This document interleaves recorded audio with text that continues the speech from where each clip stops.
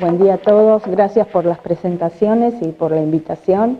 Es la verdad un honor tener esta audiencia tan interesada, tan joven. Y bueno, paso a contarles lo que me toca a mí en el bloque este de gases contaminantes y el programa de voluntariado y el monóxido de carbono como punto crítico del hábitat. Son como varias cosas, pero en primer lugar, la idea de hablar de gases contaminantes es dar un marco general. Desde mi experiencia como docente de química ambiental va a estar enfocado con esos rasgos, como para ubicar entre esos contaminantes al monóxido de carbono y después relatarles un poco de la experiencia que tuvimos con un programa de voluntariado destinado a la prevención de las intoxicaciones con este gas.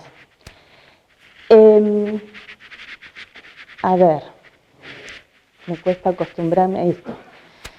Empecemos diciendo que los gases contaminantes se incluyen desde el punto de vista de la química ambiental dentro de los contaminantes atmosféricos, que tienen que ver con un riesgo ambiental importante. Entendemos un contaminante como aquella sustancia que se introduce en el ambiente y que se aparta de la concentración o la composición natural de ese ambiente y que puede representar algún daño para la salud humana o para los ecosistemas. En ese sentido, si nosotros pensamos en contaminación atmosférica, tal vez podamos asociar imágenes como de ciudades con nubes tóxicas, oscuras, precipitaciones ácidas, efectos de lagrimeo o de irritación de garganta y autos en las calles con sus emisiones, y tal vez no pensamos tanto en una imagen como puede ser la de un dormitorio en una vivienda. Y sin embargo, los seres humanos pasamos tal vez la mayor parte de nuestro tiempo dentro de habitaciones y viviendas y espacios interiores. Por eso es muy importante tener presente los estándares de calidad de aire como factores de riesgo ambiental que están determinados en general por organizaciones como puede ser la Organización Mundial de la Salud o agencias de protección ambiental, y que se establecen a partir de evaluar el potencial tóxico de cada sustancia, para lo cual se tiene en cuenta no solo su concentración, sino también la exposición a la que se somete el individuo a esa sustancia. Por eso la permanencia en los espacios interiores es un factor que tiene que ver justamente con la mayor exposición a esos contaminantes que pueden estar en esas atmósferas, en esos espacios. Bien. Entonces, concentrándonos en este concepto de calidad del aire en interiores, reconocemos que es un problema ambiental importante porque puede estar asociado a la incidencia de enfermedades respiratorias, está asociado a qué actividades desarrollamos en esos ambientes, por ejemplo, cuál es la práctica de ventilación que se tiene en ese ambiente y, por supuesto, como decíamos recién, en la permanencia de seres humanos o incluso animales dentro de ese ambiente. Resumiendo, la calidad de aire del ambiente interior va a depender de la actividad humana que se desarrolle ahí, el número de ocupación, por ejemplo, que se tenga en ese espacio, de los materiales de construcción de ese espacio, incluso muebles, dispositivos, artefactos que tengamos dentro de él, de los minerales subterráneos, del suelo, digamos, donde se ubica esa vivienda o ese espacio, porque la composición natural de muchos suelos puede tener elementos radiactivos, que ya les voy a comentar cómo y de qué manera pueden contaminar un ambiente interior. Y, por supuesto, de la contaminación exterior, es decir, cualquier contaminante que pueda provenir del espacio externo. Los factores que determinan la concentración de un contaminante en el interior van a resumirse en tres. la concentración que haya de ese contaminante dado en el exterior, que puede depender de cuál es la estación del año, de la hora, de la geografía. Imagínense que no es lo mismo la contaminación en el exterior de una vivienda que está en el campo a una que está en una ciudad que puede estar frente, como la nuestra, frente a la costa, con vientos que evacúan rápidamente los contaminantes o los dispersan, o en una ciudad rodeada de montañas, donde la circulación y la mezcla de especies contaminantes en la atmósfera es muy baja. Imaginen una vivienda ubicada cerca de una carretera, no va a tener el mismo nivel de contaminantes a la mañana temprano que en pleno mediodía, va a depender de cuál es la temperatura, si estamos en verano o en invierno, etc. Es decir, es algo que es muy difícil de definir en forma global o general, va a depender de cada caso. Va a depender entonces también la concentración del contaminante de la velocidad de intercambio con el aire exterior, es decir, cómo se ejecuta la ventilación de ese ambiente, y también de la presencia de fuentes interiores propias de ese contaminante, que pueden ser fuentes pasivas, como podría ser la liberación de algún componente, de algún barniz o pintura que está formando parte de esa vivienda, o fuentes activas que tendrá que ver con las personas y los seres vivos que están dentro de ese ambiente y qué actividades desarrollan, ¿sí? ¿Cómo ingresan esos contaminantes o cómo pueden ingresar los contaminantes del aire a un organismo?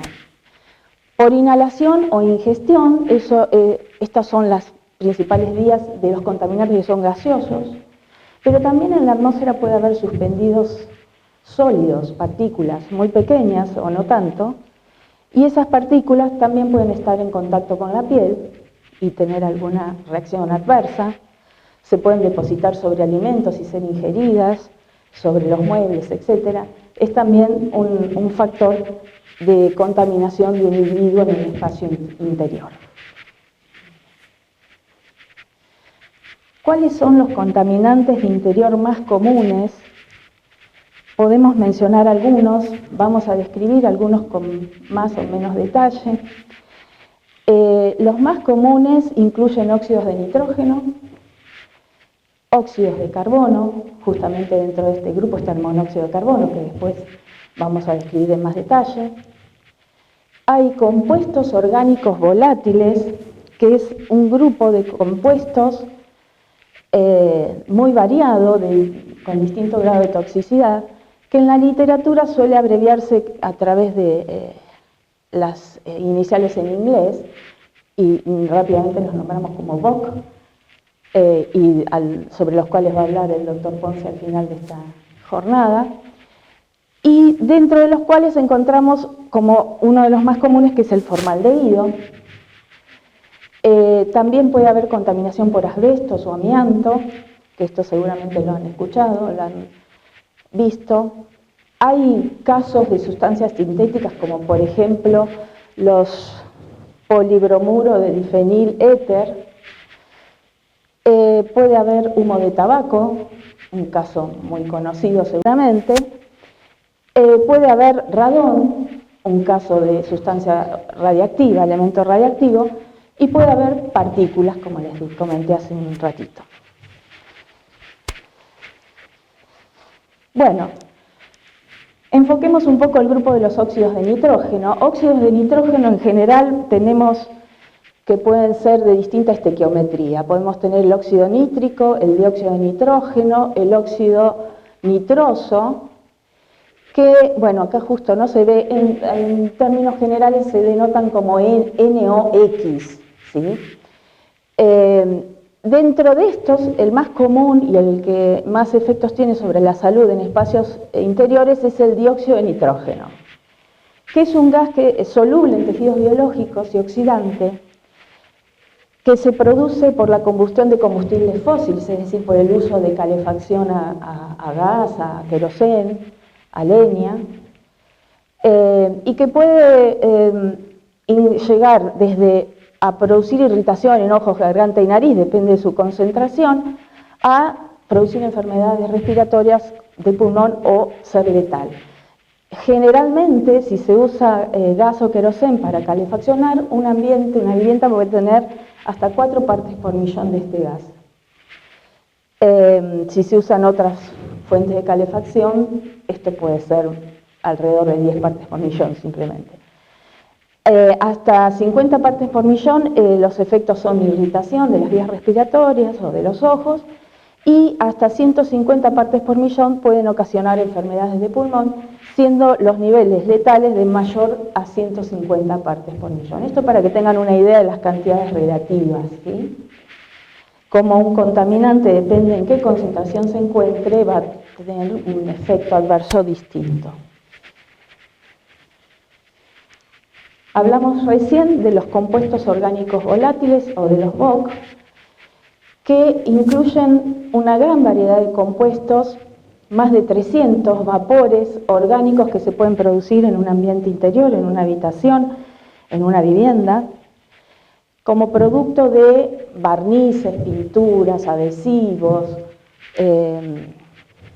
aislantes, productos de limpieza, solventes en general que se pueden usar en el hogar, productos de combustión, y que incluyen compuestos clorados, también hidrocarburos policíclicos aromáticos, abreviados como PA, cetonas y aldehídos, es decir, todos compuestos que fácilmente pasan a la atmósfera como vapores gaseosos y entran en contacto con los habitantes de la vivienda.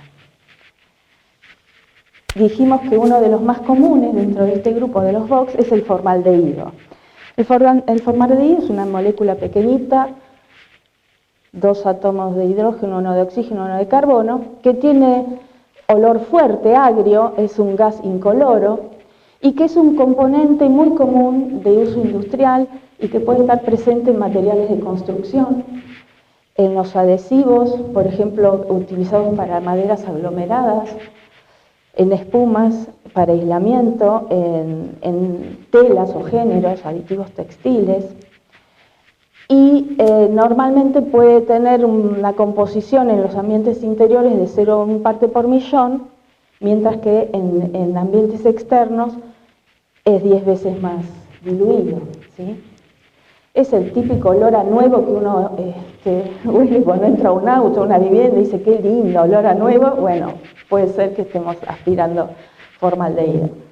Produce irritación ocular y de nariz, garganta y piel y es catalogado como probable cancerígeno. Por ejemplo, las resinas de urea y formaldehído o de fenol formaldehído, que ustedes conocen con el nombre de baquelita, pueden ir liberando formaldehído a lo largo del tiempo. Generalmente estas resinas de urea formaldehído, cuando son nuevas, digamos, liberan todo el formaldehído que no se polimerizó para formar este material polimérico, y luego van liberando más progresivamente y más lentamente todo el resto que puede provenir de la hidrólisis o degradación de este material y que puede ser un proceso que va a depender de la humedad y la temperatura ambiente. En el caso de la baquelita son materiales más resistentes y tienen menor emisión de formaldehído. Después pasamos a las partículas que en el ámbito de la química ambiental se suelen denominar aerosoles. Y en el caso de los aerosoles de interior van a ser muy importantes, serán partículas que podemos observar a simple vista o no, tienen un rango de tamaños diferente, muy amplio, y depende del tamaño va a ser el efecto que tenga sobre la salud. Aquí, cuando se habla de partículas, es notable que lo que interesa es qué diámetro pueden tener y no tanto cuál es la composición de la partícula, porque los efectos adversos tienen que ver con obstrucción de poros o de conductos de los organismos y en eso interesa entonces en qué rango de tamaño se encuentran. En general se denominan de acuerdo al diámetro como PM X, donde X es el número que está relacionado con el rango de tamaños o de diámetro de esas partículas. PM viene del inglés material particulado, en literatura en castellano van a encontrarlo como MP. Las partículas que son inhalables, es decir, que pueden ingresar al aparato respiratorio, se dividen en gruesas y en finas, donde las gruesas son partículas que tienen un diámetro que va de 2,5 a 10 micrómetros y son denominadas las PM10, ¿sí? Y las finas que tienen un diámetro de menos de 2,5 micrómetros y que son denominadas PM2,5. Estos son denominaciones que tienen que ver con los criterios, digamos, operacionales con los cuales se mide la presencia de las partículas en ambiente. Se ponen filtros con poros de 2,5, todo lo que pasa por ese filtro, bueno, serán las PM2,5, después se ponen filtros de 10 micrómetros y entonces todo lo que queda en el rango intermedio serán las PM10. Están presentes en todos los ambientes, son omnipresentes y pueden provenir del exterior o ser formadas en el interior del espacio, ¿sí? Del exterior podemos tener partículas de origen natural, por ejemplo, provenientes de incendios de bosques o de erupciones volcánicas. Y del interior lo más común es que haya fuentes pasivas o activas que tengan que ver con actividades como la calefacción y la cocina, y también puede haber partículas biogénicas, ¿sí? Que también tendrán que ver con la presencia de materiales de animales domésticos y la cantidad de personas que habita el espacio. Acá tienen un cuadro que a mí me parece muy ilustrativo de cómo, a qué punto puede depender de lo que ocurra en ese hogar la presencia de partículas. Este es un cuadro que muestra la relación de concentraciones de PM10 en el interior de una vivienda de Birmingham, ¿sí? Durante un estudio que se realizó durante 2 días, prácticamente, el 28 de julio y el 29 de julio. La línea más débil indica el nivel de partículas PM10 en el espacio exterior y la más gruesa en el interior de la vivienda. Y fíjense cómo hay picos muy pronunciados a las horas correspondientes a determinadas actividades. Por ejemplo, cuando se hacían tareas de limpieza, alrededor entre las 3 y las 5 de la tarde, cuando se cocinaba, a la noche, la cena o al mediodía. Los picos también aparecen cuando hay mayor cantidad de personas dentro del ambiente, por ejemplo en la hora del desayuno, mientras que en el nivel exterior a lo sumo podemos ver niveles más altos en los horarios que tienen que ver con mayor tránsito de salida o de llegada del hogar a los lugares de trabajo, ¿sí?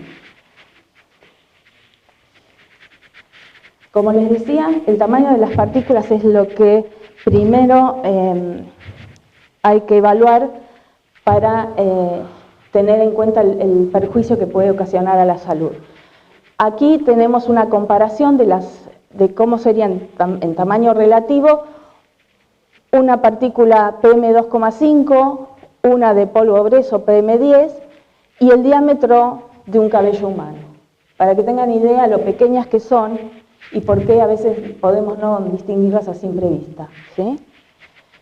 El problema es que las partículas grandes, las PM10, las de polvo grueso, pueden quedar atrapadas en los conductos superiores del sistema respiratorio, de los bronquios, mientras que las PM2,5 pueden penetrar hasta los bronquiolos. Y si son ultrafinas, partículas de menos de 2,5 micrómetros, por ejemplo de 20 nanómetros, casi 200 veces o 100 veces más chicas, estas pueden quedar alojadas en los alveolos pulmonares y ahí es donde producen el mayor daño, ¿sí? En general las partículas PM2,5 son las que pueden causar o agravar enfermedades tanto de corazón como de pulmones o de aparato respiratorio.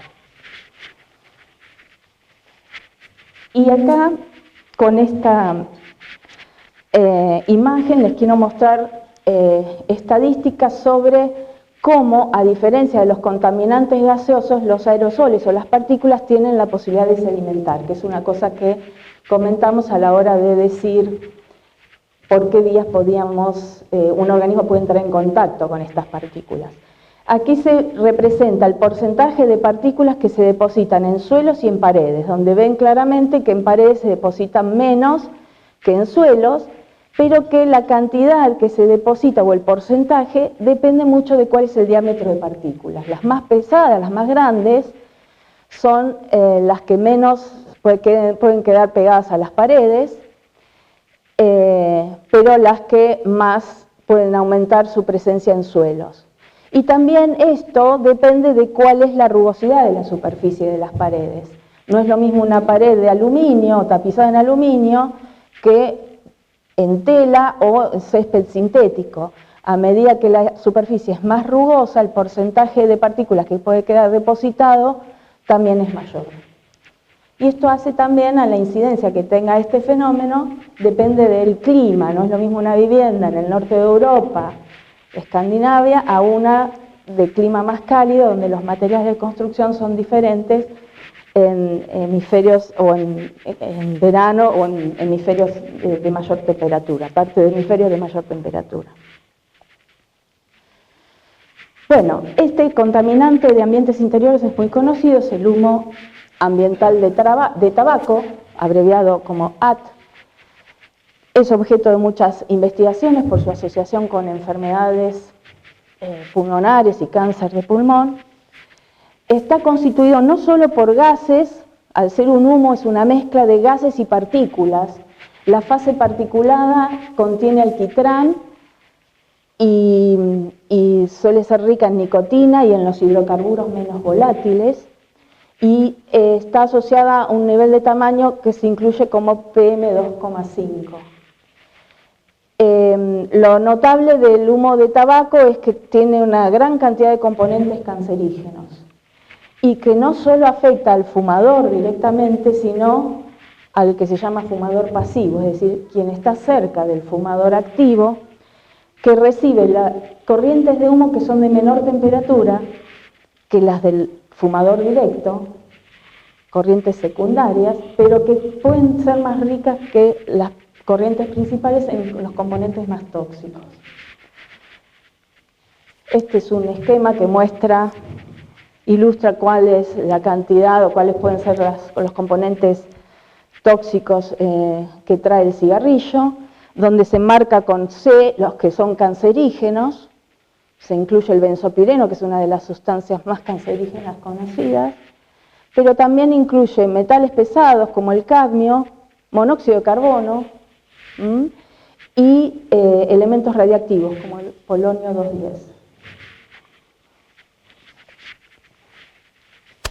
Y hablando de los radiactivos, vamos a comentar el caso del radón. Es bastante conocido el hecho de que el radón puede estar contaminando atmósferas de espacios interiores, sobre todo cuando esos espacios tienen escasa ventilación o se ubican muy cerca del suelo, por ejemplo en sótanos, en subsuelos, que pueden tener grietas a partir de las cuales el radón, que es un elemento radiactivo gaseoso, es un gas inerte, pero al ser gaseoso puede difundir fácilmente y ingresar en esos ambientes. ¿De dónde proviene el radón? Es un contaminante natural. Proviene de suelos graníticos que contienen uranio. El uranio es un elemento radiactivo. No lo vemos, pero acá arriba teníamos dibujada la serie de desintegración radiactiva del uranio 238, es decir, es un elemento inestable que descompone su núcleo, se va desintegrando, emitiendo partículas radiactivas como partículas alfa, partículas beta, y sufre transmutación, o sea, se convierte en otros elementos que a su vez también son radiactivos y se siguen desintegrando. Acá ven los pasos de desintegración acompañados por alfa o beta, que son las partículas radiactivas emitidas en cada paso, el elemento radiactivo que se obtiene, y cómo se sigue desintegrando hasta pasar por radón 222, que es el isótopo radiactivo gaseoso que puede contaminar el ambiente. Ahora, el problema es que este radón tiene un tiempo de vida, cada isótopo tiene asociado un tiempo de vida, se desintegra naturalmente, espontáneamente, después de un corto o largo tiempo, depende cuál es el isótopo radiactivo del que hablemos. En el caso del radón, el tiempo de vida es de 3,8 días, ¿sí? O sea que mientras es gaseoso y está contaminando un ambiente interior, puede ser aspirado, inhalado, e ingresa a los pulmones. Pero el problema es que después de 3,8 días se sigue desintegrando, dando otros elementos radiactivos, pero que en este caso son sólidos. O sea, van a quedar depositados en los órganos internos y desde allí se van a ir desintegrando y emitiendo partículas alfa o beta que inciden directamente sobre los tejidos internos, ¿sí? Tenemos que recordar que esas radiaciones alfa o beta, incluso la gamma, son radiaciones ionizantes, o sea que pueden ocasionar daños severos en los tejidos, ¿sí? Daños biológicos. Acá les muestro un poquito más. Este sería el esquema de un núcleo radiactivo formado por protones y neutrones que se desintegra espontáneamente formando otro núcleo que se desprende de núcleos de helio, que es lo que se conoce como radiación alfa, radiación gamma, que es radiación electromagnética, y radiación beta, que son electrones que se mueven a gran velocidad. Mayormente la serie de desintegración del uranio que pasa por radón se desintegra emitiendo partículas alfa y beta, ¿sí? Esas partículas pueden penetrar distintos materiales o no, o sea, la capacidad de penetración de estos tipos de radiación depende de cuál es. La radiación alfa puede ser frenada por tejidos, pero atravesada por radiación beta, que recién es frenada por materiales como el aluminio, ¿sí? Entonces, si bien un elemento radiactivo que emite rayos alfa no nos causaría daño, o demasiado daño, digamos, estando en el exterior del organismo, cuando está dentro de los tejidos, ya la cuestión es diferente, ¿no? Pero bueno, esto ocasiona que existan detectores de radón para ubicar en los hogares. Los estudios en la Argentina señalan que la mayor cantidad de las viviendas no supera los niveles permitidos de radón, a menos que sean viviendas localizadas cerca de algunas minas o zonas donde el suelo es granítico y hay riqueza de uranio, que pueden ubicarse en provincias como San Luis y Córdoba, ¿sí?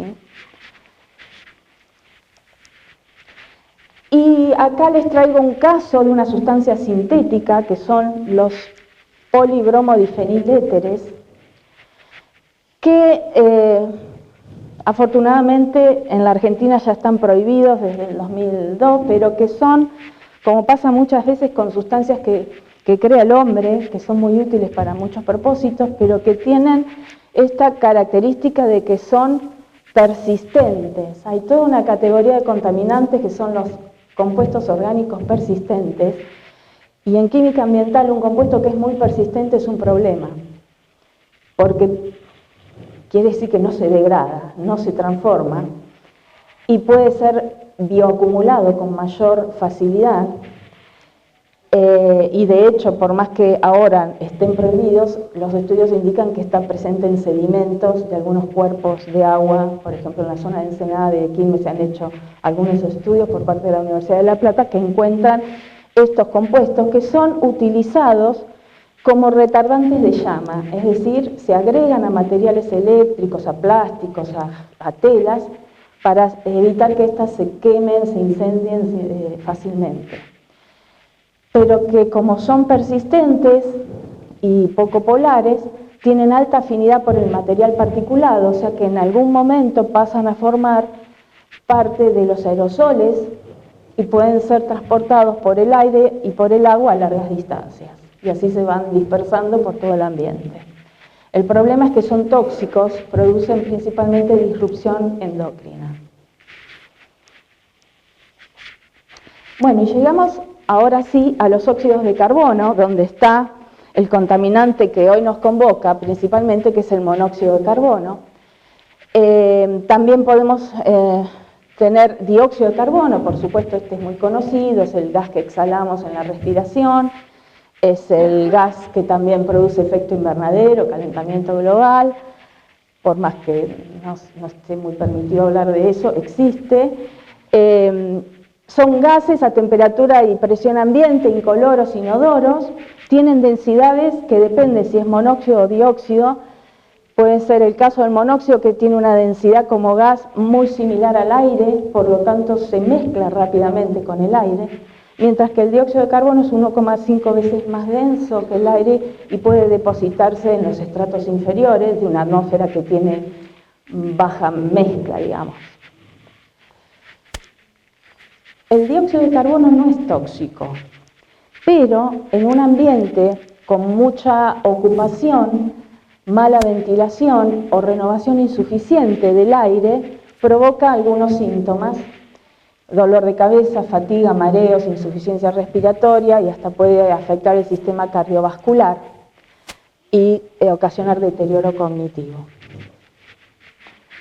En cambio, el monóxido de carbono es altamente tóxico. Y esta situación se agrava porque no se puede detectar, ya que no tiene olor, no tiene gusto, no es coloreado y no irrita las mucosas, entonces no nos damos cuenta de que está presente en el ambiente. Esto es un problema. La acción nociva del monóxido de carbono tiene que ver con su afinidad por la hemoglobina, que es la proteína responsable del transporte de oxígeno en la sangre.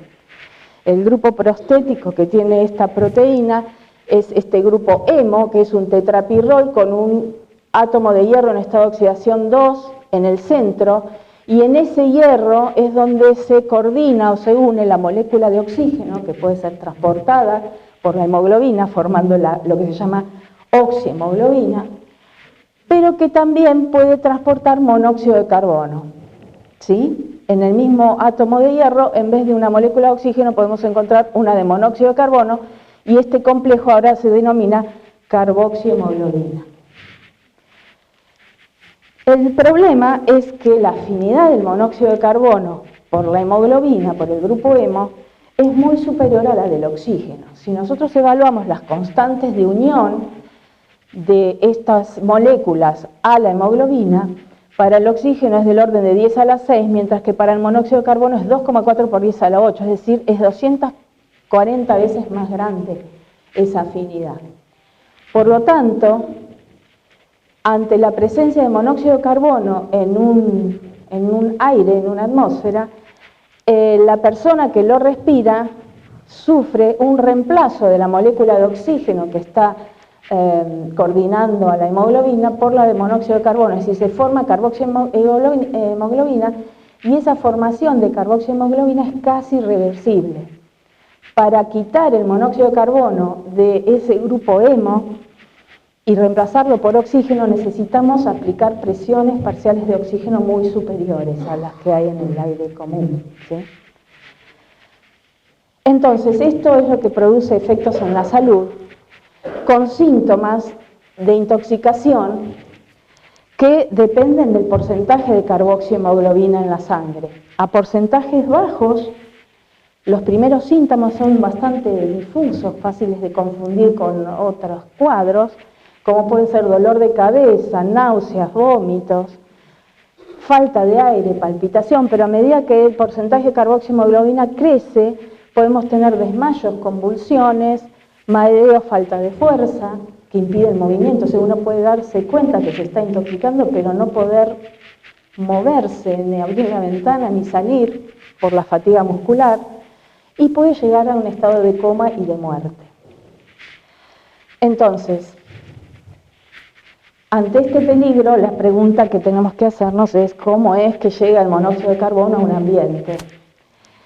¿Cuál es la manera en que se forma el monóxido de carbono? Bueno, el monóxido de carbono va a estar presente en cualquier combustión de sustancias que contiene carbono, que pueden ser plástico, madera, querosén, leña, nafta, papel, telas. Cualquier compuesto orgánico entra en combustión, se combina con oxígeno y puede formar monóxido de carbono, pero también puede formar dióxido de carbono. Es decir, eso va a depender de la cantidad relativa que haya de oxígeno en ese ambiente. Si el oxígeno es insuficiente, se produce una combustión incompleta, que es la que genera el monóxido de carbono, que es lo que simbolizamos en esta reacción. Si hay más oxígeno, ese monóxido puede seguir oxidándose y da el dióxido, y siempre estas combustiones están acompañadas de agua. Pero el problema es estar en la situación de la combustión de cualquiera de estas sustancias en presencia de oxígeno insuficiente. Ahí es cuando se forma el monóxido de carbono. Si hablamos de la situación más común en un hogar, que es una hornalla encendida, el combustible es gas metano, ¿sí? Si la cantidad de aire, de oxígeno en el aire, cuando hacemos esa combustión es suficiente, lo que se forma es dióxido de carbono y vapor de agua, es la combustión completa, y tenemos la situación de que la llama de la hornalla es azul intenso. En cambio, si la combustión es incompleta porque la relación de cantidades del gas natural a oxígeno es deficiente respecto de oxígeno, tenemos la combustión incompleta que produce el monóxido de carbono. Y en este caso sí tenemos una manera de darnos cuenta, porque la llama de la hornalla ya no es azul intenso y tiene esta coloración amarilla y naranja. Entonces, la coloración de las llamas de los artefactos que usemos en el hogar es una señal que nos puede delatar la presencia de monóxido de carbono o el mal funcionamiento de este artefacto. Y eso nos tiene que alertar. Todo artefacto, entonces, que se utilice para quemar algún combustible que puede producir monóxido de carbono, tiene que tener asegurada la llegada de suficiente oxígeno, ¿sí? Y estamos hablando de estufas, termotanques, cocinas, chimeneas, incluso el funcionamiento de los motores a nafta o a gasoil, como pueden ser el de un auto o el de un generador eléctrico, ¿sí? Entonces nos tiene que quedar claro que los accidentes por inhalación de monóxido de carbono se pueden evitar, en la medida de que tengamos estos artefactos que producen monóxido de carbono en presencia de oxígeno insuficiente en funcionamiento adecuado, ¿sí? ¿Cómo se evitan entonces estos accidentes? Primero que nada, instalar exclusivamente artefactos que estén aprobados por los organismos que certifican los artefactos que funcionan, por ejemplo, a gas o a estos combustibles. En los lugares que tengan la ventilación adecuada, y esto lo conoce bien un instalador matriculado, ¿sí? Entonces las instalaciones de gas las tiene que ejecutar en un hogar siempre un instalador matriculado y hacerle un mantenimiento periódico, de modo que se chequee que la instalación se mantiene en las condiciones reglamentarias, que son las que aseguran minimizar la producción de monóxido de carbono en el ambiente interno. También acá tenemos ejemplos de lo que no se debe hacer. Tenemos que revisar que las salidas de los caños de evacuación de los gases de combustión no estén obstruidas, por ejemplo, por nidos de aves, que las rendijas de ventilación no estén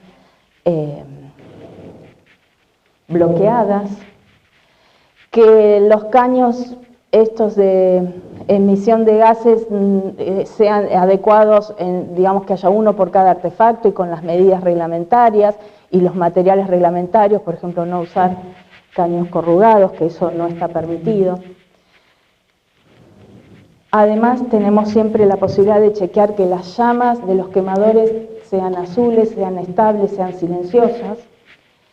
Y también tener en cuenta que cada artefacto debe ser utilizado para lo que fue diseñado, es decir, sacarnos de la cabeza esta costumbre de calefaccionar un ambiente prendiendo una hornalla o abriendo el horno, porque así estamos produciendo gases de combustión que no se dejan salir al exterior y que pueden contener monóxido de carbono. También hay que tener en cuenta el funcionamiento de autos, de motores de automóvil o de generadores en ambientes cerrados, sin ventilación. Esto es desaconsejado totalmente porque puede estar produciendo monóxido de carbono y que no se lo deja escapar al exterior. Y finalmente, si se cuenta con detectores, alarmas o llaves de corte adecuadas, autorizadas, también pueden complementar las medidas de seguridad, pero de esto va a hablar en extenso el doctor Ponce al final de esta jornada.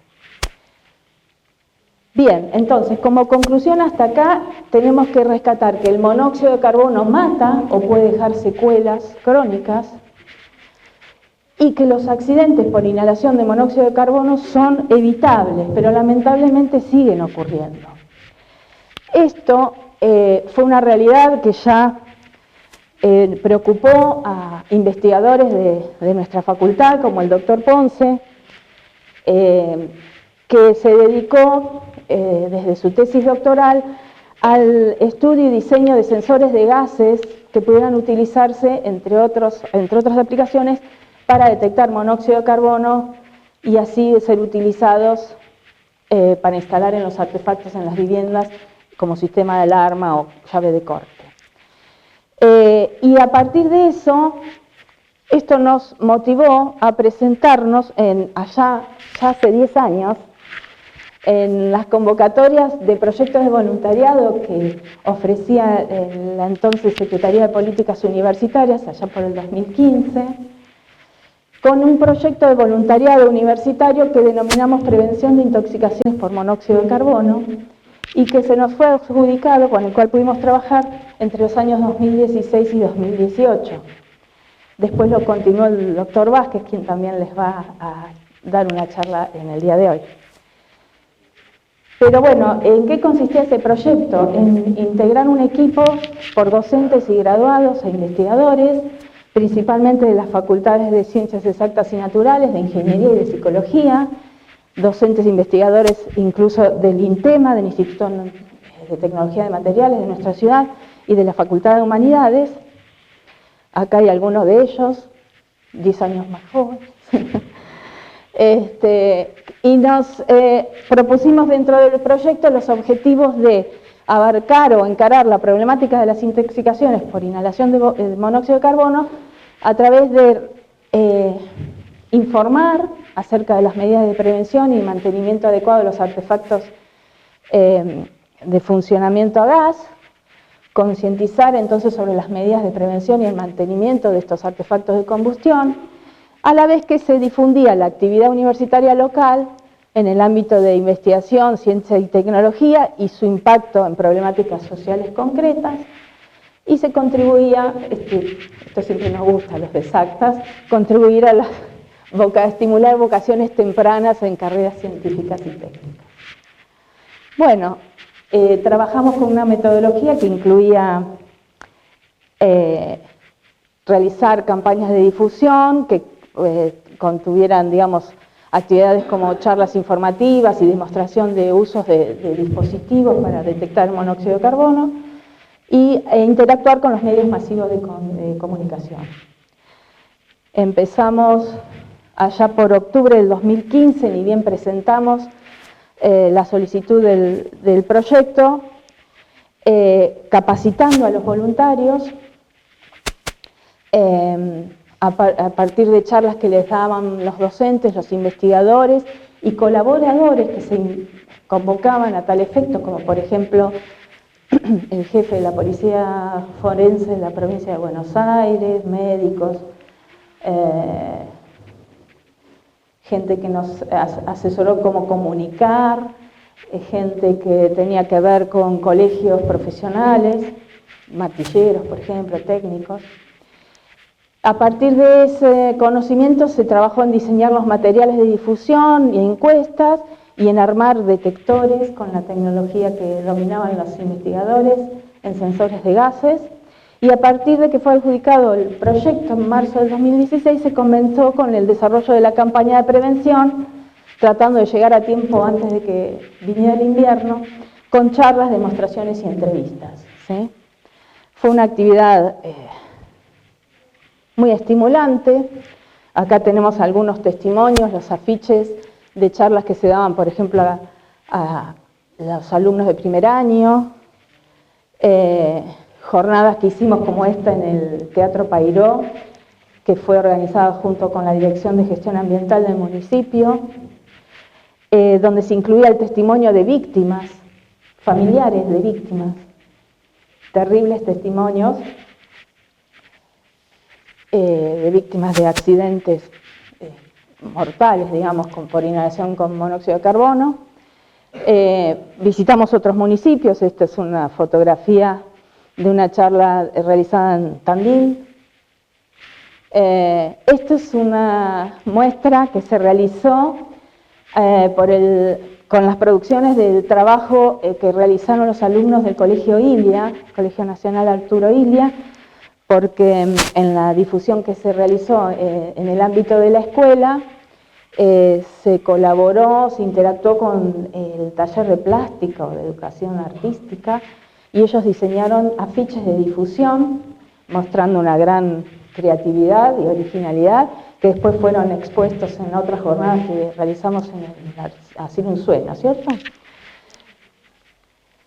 Bueno, como resultado de estos proyectos pudimos captar un enorme interés y receptividad por parte de la comunidad. También contamos con la motivación y el compromiso de los voluntarios, quienes, ya sea estudiantes o graduados, pudieron resignificar sus saberes en tanto los podían poner en juego con las necesidades de la sociedad y también afianzar las vocaciones. Como muestra de esa producción, en el marco de este proyecto, tengo una película, un corto, que se produjo hacia finales del proyecto. Esta era la página de Facebook que utilizábamos, donde participaron los voluntarios como para difundir las medidas de prevención. A ver, no sé qué me pasa.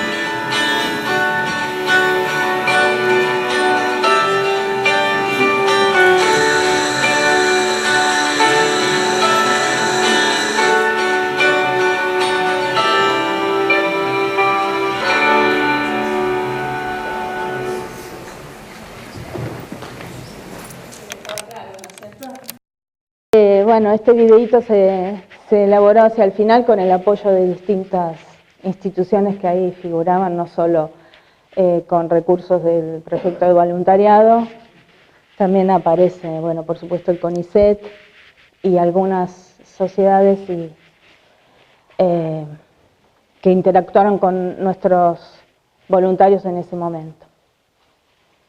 Bueno, eso es todo lo que tenía para contarles, no sé si tienen preguntas.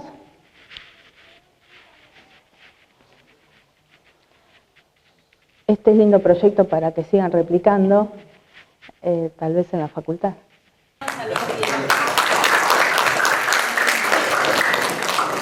Perdón.